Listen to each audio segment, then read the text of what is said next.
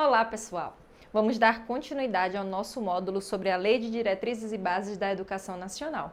Agora a gente vai falar um pouquinho sobre os artigos 8º, 9º, até o 13º, tá certo? Até o artigo 13. Vamos lá! O que a gente já falou? A gente já falou da educação de modo geral, da educação escolar, dos princípios e fins dessa educação nacional escolar e do direito à educação e do dever de educar. A gente falou de tudo isso nas aulas anteriores e agora a gente vai dar continuidade. O que a gente quer com essa aula? Que vocês compreendam a organização da educação nacional e, de modo mais específico, a gente vai dividir essa parte da organização da educação nacional em duas, tá bom? Hoje a gente vai falar de modo mais específico da incumbência de cada ente federativo, dos estabelecimentos de ensino e dos docentes, certo? E aí, então, o que a gente vai abordar? A gente vai abordar as incumbências da União, dos estados e do Distrito Federal, dos municípios, dos estabelecimentos de ensino e dos docentes, certo? Vamos lá. Por que é importante a gente saber disso, gente? Porque costuma cair em questões de prova dizendo assim, é incumbência da União e na verdade é uma incumbência do Estado ou é uma incumbência dos docentes. Então é importante a gente ver quais são as incumbências de cada ente federativo, dos estabelecimentos de ensino, dos docentes, para a gente poder reconhecer numa questão. Observem sempre, que questões, coisas que lidam diretamente com os alunos, são mais relacionadas aos estabelecimentos de ensino e aos docentes. Questões mais burocráticas, que envolvam os termos federação, estado, município, são mais relacionadas a esses respectivos sistemas de ensino, tá bom? Mas aí a gente vai ver agora um por um. Vamos lá no artigo 8º. O artigo 8º ele vai falar das incumbências da União. E ele vai dizer que a União, os estados, o Distrito Federal e os municípios organizarão em regime de colaboração, que a gente também já viu isso, que eles atuam em regime de colaboração, os respectivos sistemas de ensino. Então, apesar de terem incumbências específicas, eles atuam em regime de colaboração. Mas os sistemas de ensino, eles têm liberdade de organização. Eles atuam em colaboração, mas têm liberdade de organização.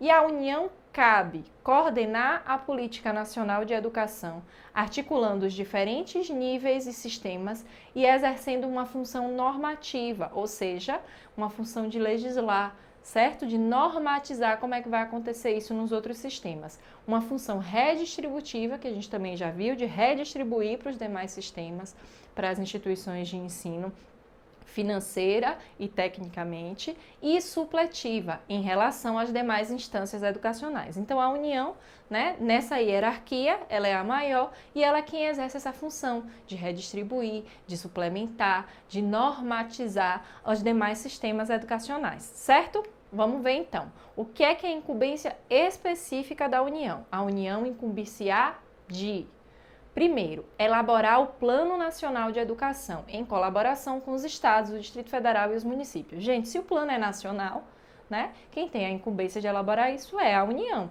ainda que tenha a colaboração dos demais entes federativos. Organizar, manter e desenvolver os órgãos e instituições oficiais do sistema federal e de ensino e dos territórios. Então, se é sistema federal, incumbência da União. Lembrem disso, certo? Prestar assistência técnica e financeira aos estados, ao Distrito Federal e aos municípios para o desenvolvimento de seus sistemas de ensino e o atendimento prioritário à escolaridade obrigatória, exercendo sua função redistributiva e supletiva. Quem tem função redistributiva e supletiva é a União, principalmente porque a União ela é a mais abrangente, ela que abrange os estados, ela que abrange o Distrito Federal e os municípios. Então, se cair uma questão dessa na prova e tiver esse princípio aí, você vai ver logo que é um princípio da União, porque não tem como um Estado redistribuir para si próprio, certo? Vamos lá. Então, para a gente ficar atento, elaborar o PNE, assistência técnica e financeira, função redistributiva e supletiva. Lembrem desses termos quando se falar de União.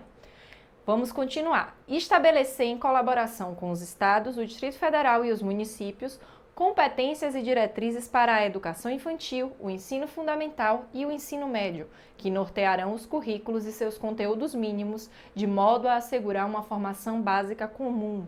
Então, se é uma formação básica comum para todas essas etapas da educação básica, isso também é incumbência da União. Se falasse de uma etapa específica ou se falasse que era sobre uma modalidade específica, mas aí está falando de tudo, gente, do geral. Então, esse geralzão, né, essa formação básica comum é incumbência da União. E a gente tem o inciso 4A, que é bom prestar atenção. Estabelecer, em colaboração com os estados, o Distrito Federal e os municípios, diretrizes e procedimentos para a identificação, cadastramento e atendimento na educação básica e na educação superior de alunos com altas habilidades ou superdotação, né? Foi incluído em 2015. Lembrando que os alunos com altas habilidades e superdotação foi incluído como público, né, do atendimento educacional especializado. É algo mais recente, foi incluído depois dos outros públicos, então foi algo que também foi incluído aí no inciso 4º, para poder a gente dar uma maior atenção a esse público, certo? É preciso fazer esse cadastramento. Ainda não é comum que as escolas elas identifiquem quem são esses alunos com altas habilidades e superdotação. E assim como os alunos com alguma deficiência ou com algum transtorno global, são alunos que precisam de um atendimento educacional especializado, porque senão a escola ela pode se tornar enfadonha para aquela criança, certo? Vamos lá. 5. Coletar, analisar e disseminar informações sobre a educação. Isso é incumbência da União. Assegurar o processo nacional de avaliação do rendimento escolar no ensino fundamental, médio e superior, em colaboração com os sistemas de ensino, objetivando a definição de prioridades e a melhoria da qualidade de ensino. Então, assegurar esse processo de avaliação, a Prova Brasil, o Enem, o ENAD, certo? São processos de avaliação que, além de avaliar como é que a gente está, ele pensa em como a gente pode melhorar, como é que pode melhorar a qualidade do ensino. Baixar normas gerais sobre cursos de graduação e pós-graduação. Então, ensino superior, vocês vão observar que o ensino superior está mais voltado para a incumbência da União, certo? Vamos lá, vem mais um. Assegurar processo nacional de avaliação das instituições de educação superior com a cooperação dos sistemas que tiverem responsabilidade sobre este nível de ensino. Autorizar, reconhecer, credenciar, supervisionar e avaliar, respectivamente, os cursos das instituições de educação superior e os estabelecimentos do seu sistema de ensino. Então, observem que, além das incumbências que são relacionadas à nação, pensando nos níveis de educação, a União ela fica mais responsável pela educação superior, certo? Então, vocês vão ver que a educação superior ela aparece mais como incumbência da União, que é assegurar o processo nacional de avaliação das instituições, autorizar, reconhecer, credenciar, supervisionar e avaliar, né? Ainda que isso seja feito em colaboração com os demais sistemas de ensino. Então, atua diretamente na educação superior, lembrem disso. Na estrutura educacional, haverá um Conselho Nacional de Educação, o CNE, com funções normativas, de normatizar, né, de propor leis, e de supervisionar a atividade permanente, vai ser um conselho criado por lei.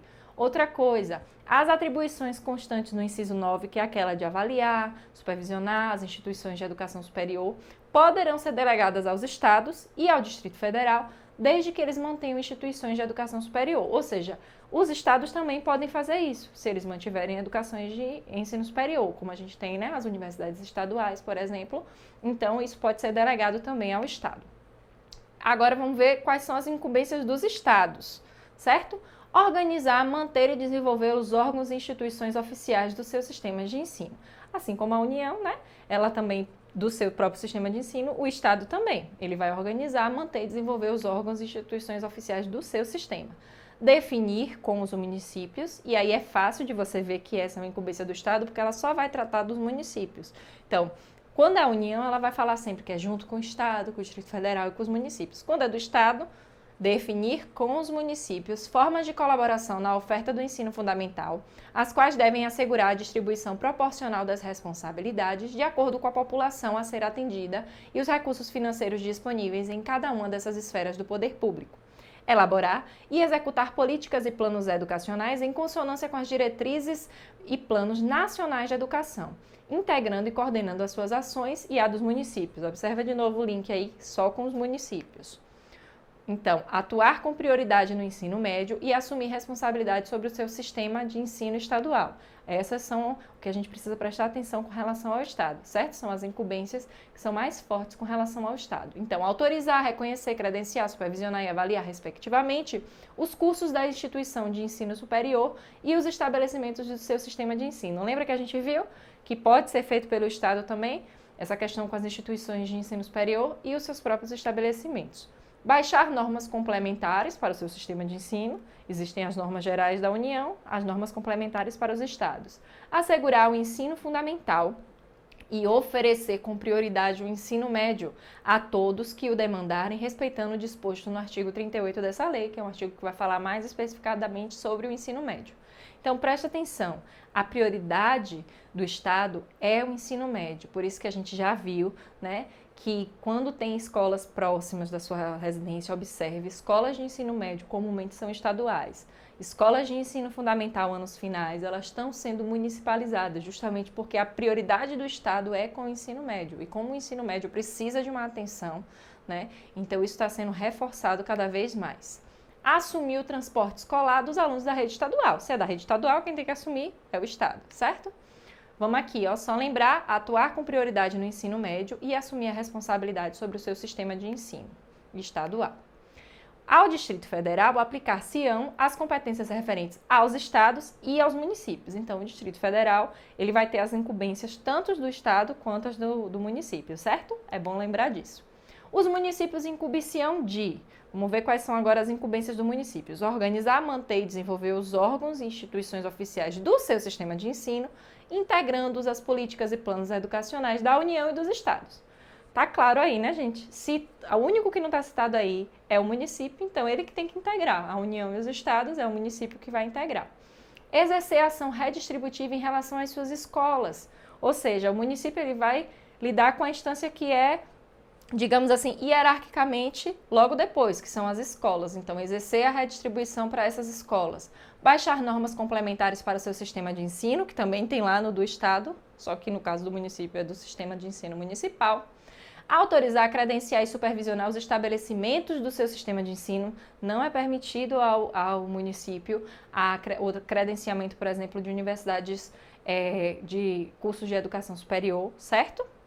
Oferecer a educação infantil em creches e pré-escolas e com prioridade o ensino fundamental, permitida a atuação em outros níveis de ensino somente quando tiverem atendidas plenamente as necessidades de sua área de competência, com os recursos acima dos percentuais mínimos vinculados pela Constituição Federal à manutenção e desenvolvimento do ensino. Então, dentro daquele percentual mínimo que a gente viu lá dos municípios de 25%, se ele estiver atendendo o ensino fundamental e a educação infantil, tanto da creche quanto da pré-escola, aí ele pode pensar em outras instituições de ensino médio, por exemplo. Certo? É isso que esse inciso quer dizer. Assumir o transporte escolar dos alunos da rede municipal. Se é municipal, é incumbência do município. Lembrando, oferecer a educação infantil, atuar com prioridade no ensino fundamental e assumir as responsabilidades sobre o sistema de ensino municipal. São as incumbências do município. Os municípios poderão optar ainda por se integrar ao sistema estadual de ensino ou compor com ele um sistema único de educação básica. Agora sobre os estabelecimentos de ensino, certo? Os estabelecimentos de ensino, respeitadas as normas comuns e as do seu sistema de ensino, terão a incumbência de, precisa respeitar o que é comum, gente, e o que é específico do sistema. Elaborar e executar a sua proposta pedagógica, o PPP, o Projeto Político Pedagógico, isso é incumbência do estabelecimento. Administrar o seu pessoal e seus recursos materiais e financeiros. Assegurar o cumprimento dos dias letivos e horas-aula estabelecidas. Presta atenção nesse aí, certo? Para não confundir com um docente que precisa cumprir com esses dias letivos. Isso aí é assegurar que esses dias letivos sejam cumpridos. Velar pelo cumprimento do plano de trabalho de cada docente. Hierarquicamente, se a gente pensar a União, os estados, né, e o Distrito Federal, os municípios, os estabelecimentos de ensino e aí vem os docentes. Então, quem zela pelo cumprimento do plano de trabalho do docente são os estabelecimentos de ensino. Prover meios para a recuperação dos alunos de menor rendimento. Articular-se com as famílias e a comunidade, criando processos de integração da sociedade e da escola. Isso também é incumbência dos estabelecimentos de ensino. Informar pai e mãe, conviventes ou não com seus filhos, e, se for o caso, os responsáveis legais sobre a frequência e rendimento dos alunos, bem como sobre a execução da proposta pedagógica da escola. Foi incluída em 2009, né? E é incumbência dos estabelecimentos de ensino informar essas famílias como é que está a frequência, como é que estão as notas dessa criança. Isso faz parte do que é dever, né, dos estabelecimentos de ensino. Notificar o Conselho Tutelar do município a relação dos alunos que apresentarem uma quantidade de faltas acima de 30% do percentual permitido em lei.